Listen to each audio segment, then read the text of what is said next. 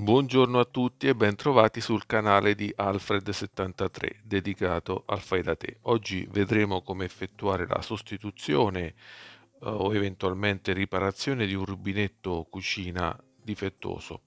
Questo rubinetto ha la peculiarità di essere reclinabile perché è posto in prossimità di una finestra e quindi deve potersi reclinare per aprire la finestra.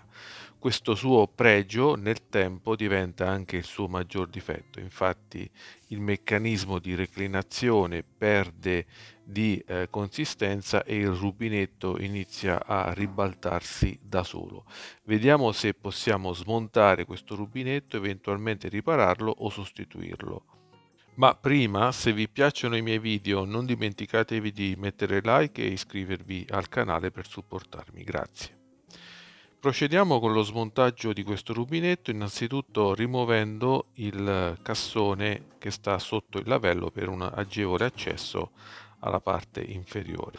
Dobbiamo chiudere i rubinetti di arresto posti sotto il lavello sia per l'acqua fredda che per l'acqua calda. Verifichiamo che dal rubinetto non esca più l'acqua per essere certi di aver chiuso correttamente i due rubinetti. A questo punto metto una vaschetta raccogli acqua sotto gli attacchi per raccogliere l'acqua residua.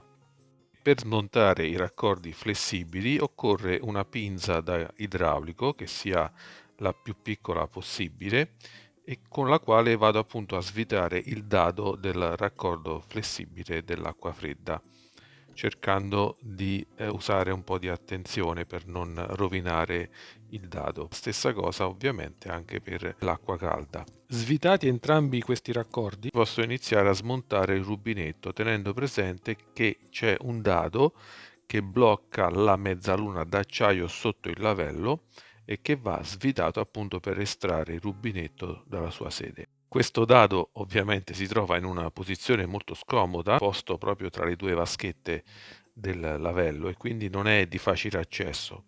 Per poterlo svitare agevolmente, quindi devo necessariamente procurarmi una chiave tubolare della stessa misura del dado di blocco che vado ad inserire e inizio a svitare utilizzando la pinza da idraulico all'altra estremità per agevolarmi il compito.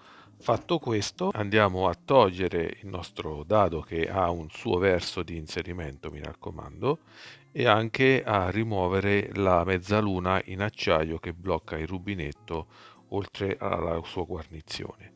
Andiamo a sfilare il rubinetto dalla sua sede. Prima di sostituirlo però proviamo a ripararlo. Il rubinetto presenta nella parte inferiore una vite che serve da blocco per il movimento del cannello. Questa vite nel tempo tende o ad allentarsi o a consumarsi. Andiamo a svitare questa vite per vedere se riusciamo a risolvere questo problema. La vite si presenta con la testa abbastanza liscia e per aumentare il suo attrito sul corpo del cannello vado ad effettuare una leggera carta vetrata con una carta vetrata molto sottile per rendere la vite più ruvida al contatto con il cannello.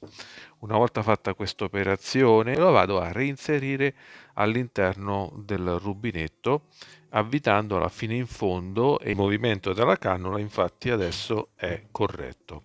Nel frattempo che io effettuo una pulizia con un detergente spray per acciaio, non dimenticatevi di mettere like e iscrivervi al canale se vi piacciono i miei video sul fai da te. Fatta questa pulizia con un panno morbido, decido anche di fare la pulizia del filtro areatore posto sul cannello con uno spazzolino, con una spazzola d'acciaio per rimuovere tutti i depositi di calcare. Quando il flusso dell'acqua non è regolare, non è completo, molte volte è colpa proprio di questo filtro areatore che in alcuni casi può anche essere sostituito. Vado a riporre la sua guarnizione, mi raccomando, sul filtro areatore e a riavvitarlo sul suo cannello senza rovinarlo. A questo punto inserisco la ghiera posta alla base del rubinetto e la sua relativa guarnizione di tenuta che eviterà che l'acqua del lavello vada a finire nella parte sottostante.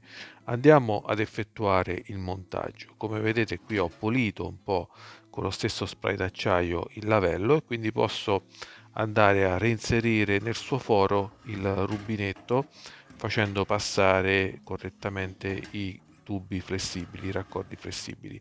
Metto in posizione corretta il rubinetto, verifico che il cannello adesso non si reclina più facilmente e vado a effettuare il montaggio al contrario, cioè inserendo prima la guarnizione, poi la mezzaluna d'acciaio e poi il dado di bloccaggio nel verso giusto. Vado ad inserire fino in fondo il mio dado e a stringere con la chiave tubolare utilizzando nella parte inferiore la mia pinza da idraulico per stringere fino in fondo.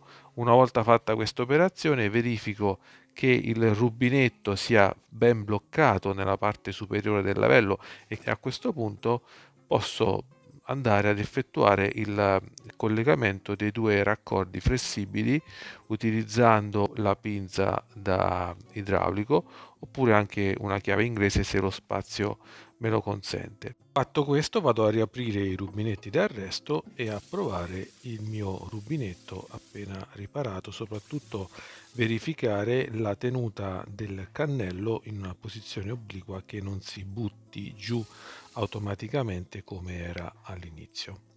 E così finalmente la mia riparazione è effettuata. Se vi piacciono i miei video, vi invito a mettere like e iscrivervi al canale per supportarmi. A questo punto non mi rimane che andare a verificare se ci sono perdite di acqua nei raccordi flessibili, soprattutto nei dadi dei raccordi, e per verificare questo di solito io metto un pezzettino di cartone nella parte bassa per verificare nel tempo se ci sono delle gocce magari nel corso dei giorni successivi. E a questo punto non mi rimane che rimontare i cassetti del mio sottolavello. Se questa operazione non vi riesce al primo colpo, non vi disperate, riprovate più volte che alla fine il cassetto troverà la sua posizione corretta.